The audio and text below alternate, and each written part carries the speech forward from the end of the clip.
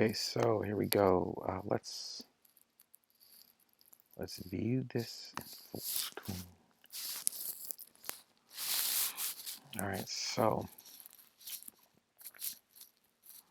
I'm gonna flip through this again. Manhattan, Manhattan,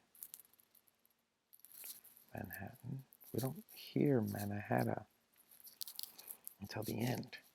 Manhattan a march, and it's O to sing it well, but it's the same thing. It's another word for Manhattan. And just double checking, he did write a poem called Manhattan, and it was about Manhattan. It wasn't like a ship. All right, so,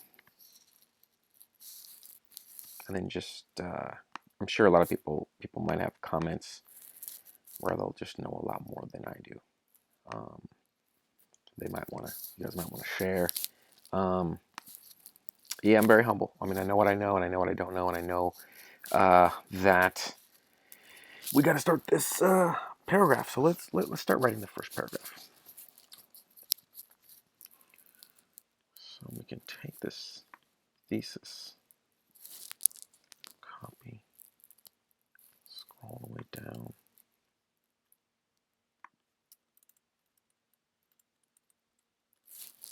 So there's our thesis.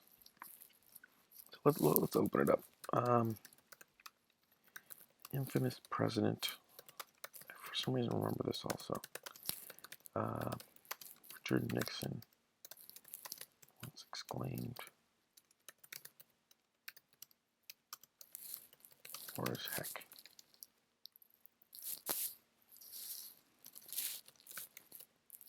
So now when we see the word although in the thesis, so let's not use that exact same word, right? Let's use a different word. So let's say while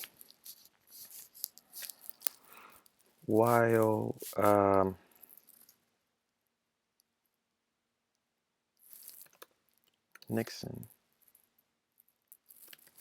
undoubtedly was focusing on the and then we also say atrocities in the thesis. So let's change on the horrors, on the bloodshed and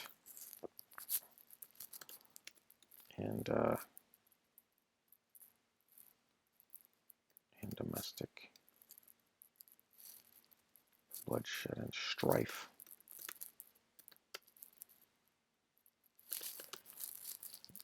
That so then we don't want to repeat the word war.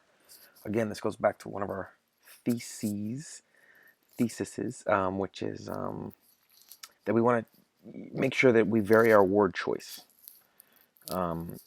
so that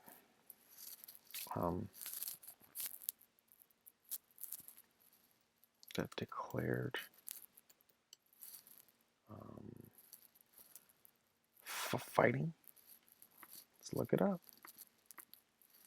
So let's war thesaurus.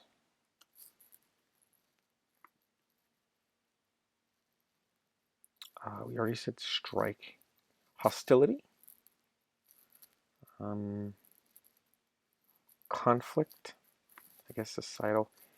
That just called declared fighting. I guess declared fighting. It sounds kind of wacky. On the bloodshed and brutality that occurs in most, if not all,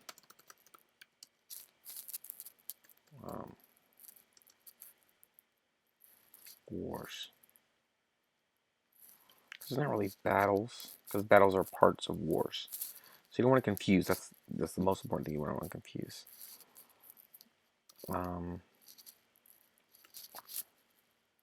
Let's just make it general. That occurs in wars of all eras.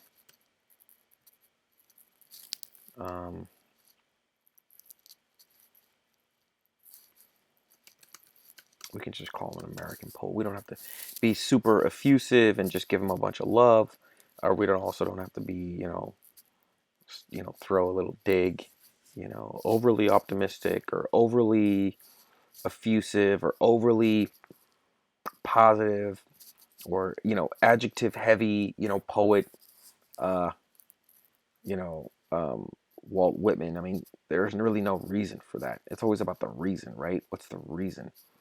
Um, While Nixon undoubtedly was focusing on the bloodshed and brutality that occurs in wars of all eras, American poet Walt Whitman instead um,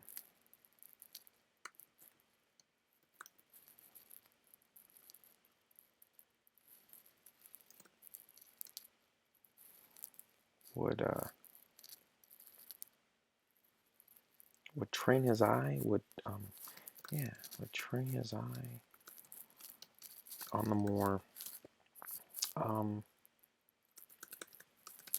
positive and community and collectivist. I guess we haven't used that word collectivist. We say collectively. So let's community organizing, community organizer. Train his eye on the more positive and community focused. We don't see the word focused in this paragraph yet. No community focused. But we also said focusing on the bloodshed.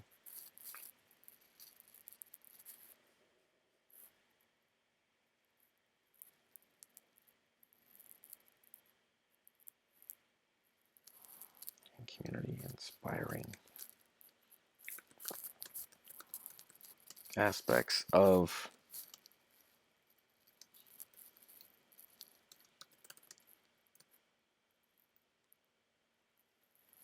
a war being declared and executed on. That's a long phrase, right? A war being declared and executed on. So let's say of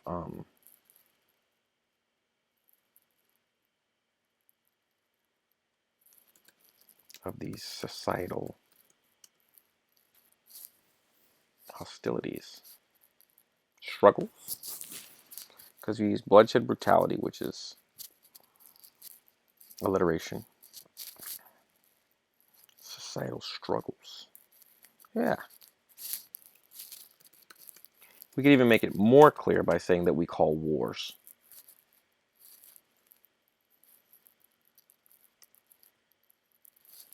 These societal struggles.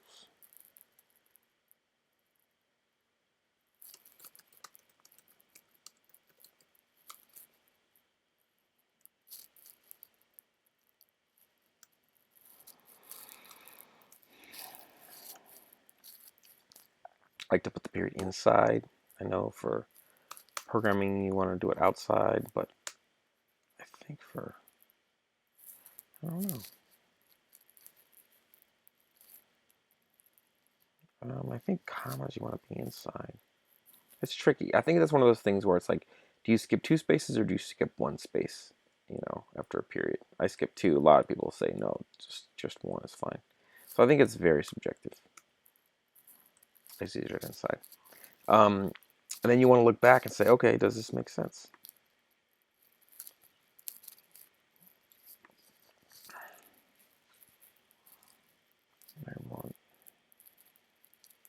In wars of all eras, right? So, because he was in the 1970s, 60s, 70s, and Whitman was like, he's writing about Civil War, 1860s, so he was around like, 1820s to the 1880s in that range. American poet Walt Whitman said we try to design the more positive and community-inspiring aspects of these societal struggles that we call wars. Although Walt Whitman's drum taps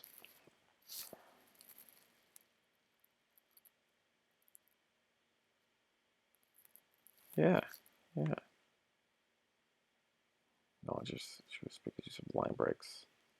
Application where zero perceived certain forms.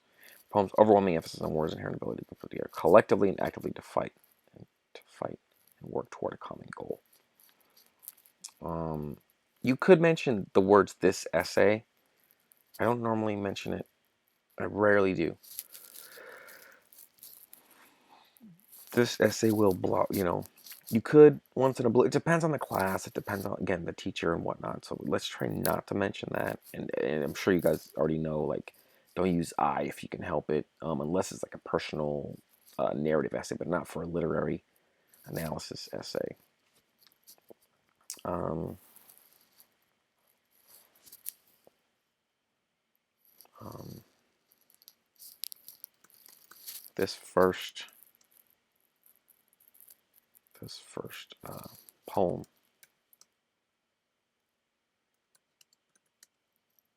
is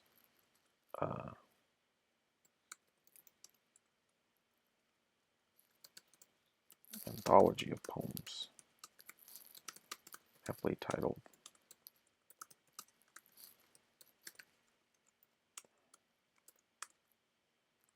I think it was a hyphen too. Let's look it up. Let's look it up. Yeah. You can click back, and there it is. Drum taps. So it's this anthology. Aptly titled Drum Taps.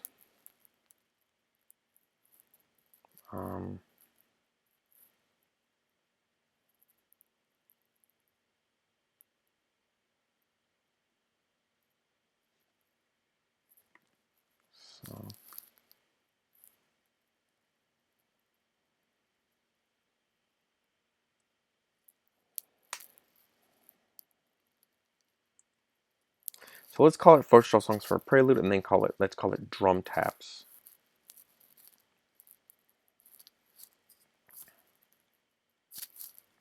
Separately. And then in the title, we can mention, title,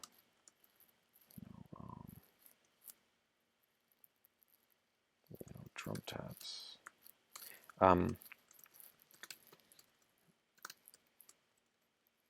Whitman's wildness about war in Drum Taps. And actually, we could put this in italics. First songs for a prelude.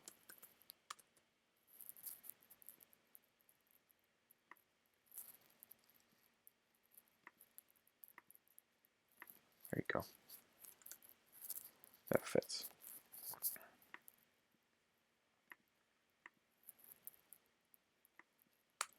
Yes, there we go. We could change that, but I think it's simple, it's clean. Wildness about war. Again, alliteration here. Whitman's wildness about war.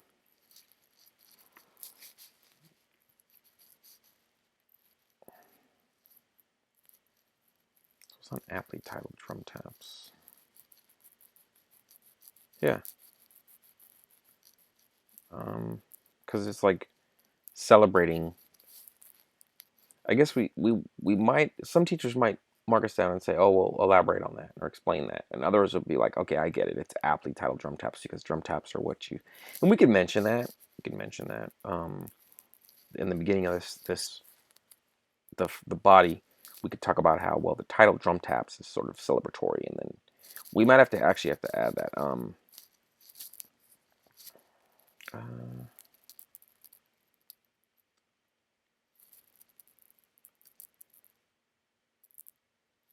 This is fine. We don't. First poem in his anthology of poems.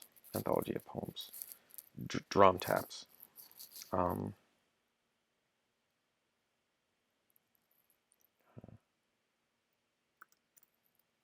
Covers the speaker's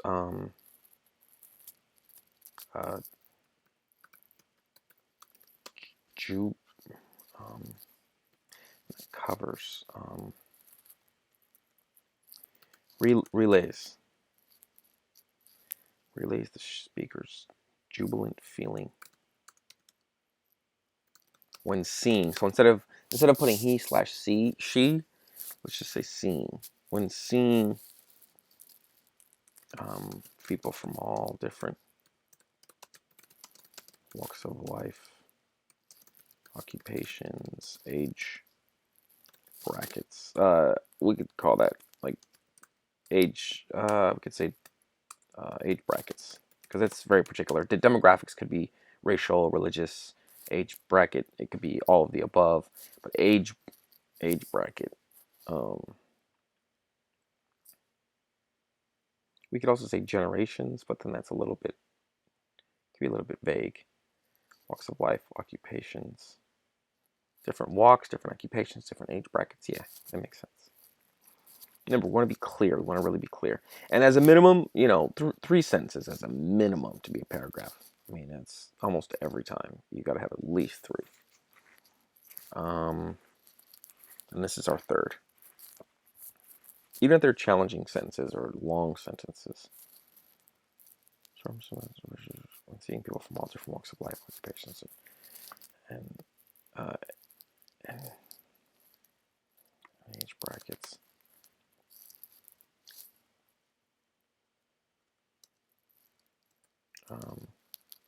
Team up. So you already used collectively. Team up in order to fight.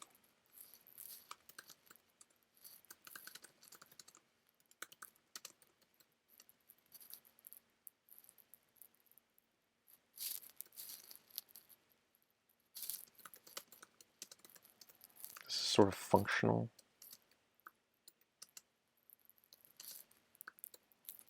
It shows a little bit of detail. We might delete it later, but we're giving them a little bit of frame of reference.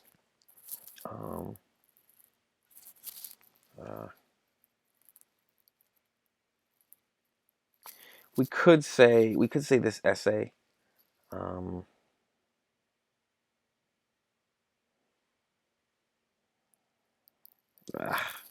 If we don't have to, we shouldn't. But I don't think it's too terrible to say this. Some people are gonna just scoff at me about this, saying the word "this essay." This essay will chronicle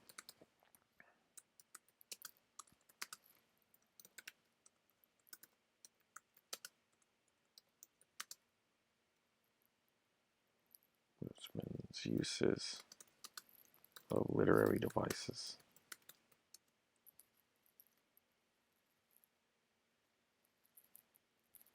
We don't have to say adept because we're not like, you don't really want to like state your opinion, overly state your opinion too much until at the conclusion. The conclusion, then you can sort of spread your wings a little bit. This essay will chronicle women's use of literary devices.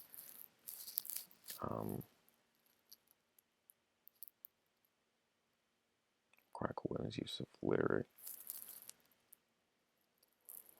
use of different literary devices.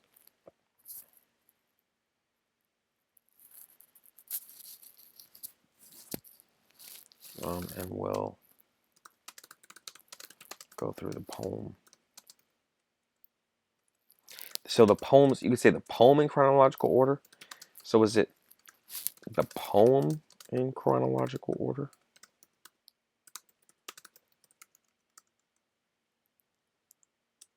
Or the poem's lines?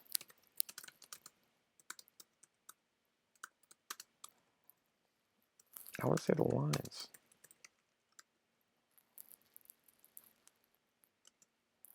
We'll go through the poem's lines in chronological order.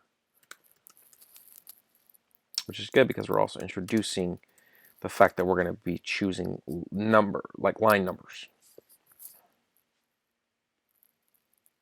You could say chronological order with regards to how they appear in the poem. But again, that's really long, and it's pretty clear saying in chronological order. This has to chronicle women's use of literary devices, called poems and lines. This is it. I think this is it. I think this is a good first paragraph. Again, not, you know, the greatest essay on planet Earth, but I think it's a good start. And I think the thesis is well thought out. I think it's good. I think that if we can defend this, then we can potentially, you know, earn a high mark. And we're not arguing the world. We're being very specific. We're saying the speaker's use of line breaks, personification, and word choice. And then Whitman, as the poet, is using the different literary devices, but the speaker is actually using them because he's stating.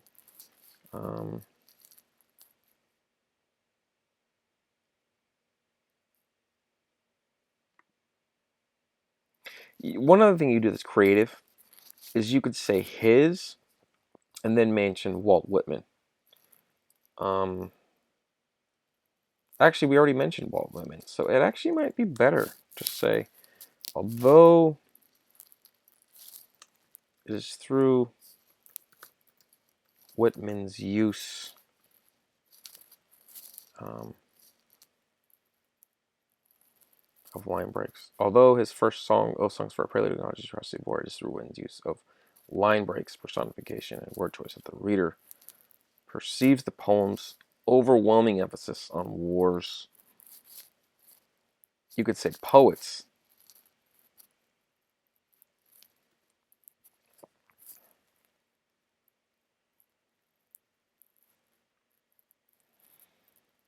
But is it the poet or is it the speaker? This is another big question mark. And some teachers are going to be nitpicky. It depends on how rigorous your class is. It depends on how focused your educator is on these little potential flies in the ointment, right? Because the poet's not the speaker. They could be seen as the same, one and the same. If you're taking a class in 8th grade, or you're probably going to read stuff where the speaker and the poem are the same. Largely, if you're learning poetry, if you're relatively new in really explicating poems, or 6th grade or whatnot. But then as you get deeper in, you start to see that there's a lot of nuance. There's the speaker and then there's the poet. They're totally separate, and they need to be referred to as separate. So Whitman's use of line breaks, that's where it proceeds. The poet's overwhelming emphasis. Let's just put poem, because we're just arguing the poem. Because there is a poem's overwhelming emphasis. Because you could also say the speakers.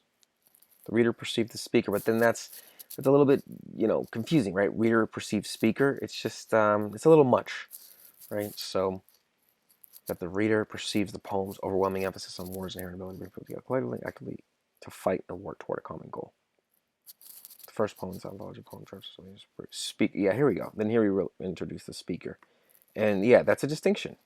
We're saying Whitman uses these tools, but then this first poem relays the speaker's jubilant feeling. Yeah, I think it works. I think it's correct. And then Whitman uses different literary devices in terms of writing it together, but it's the speaker that has the jubilant feeling. All right, I think this is a good first paragraph. I'll see you guys the next time.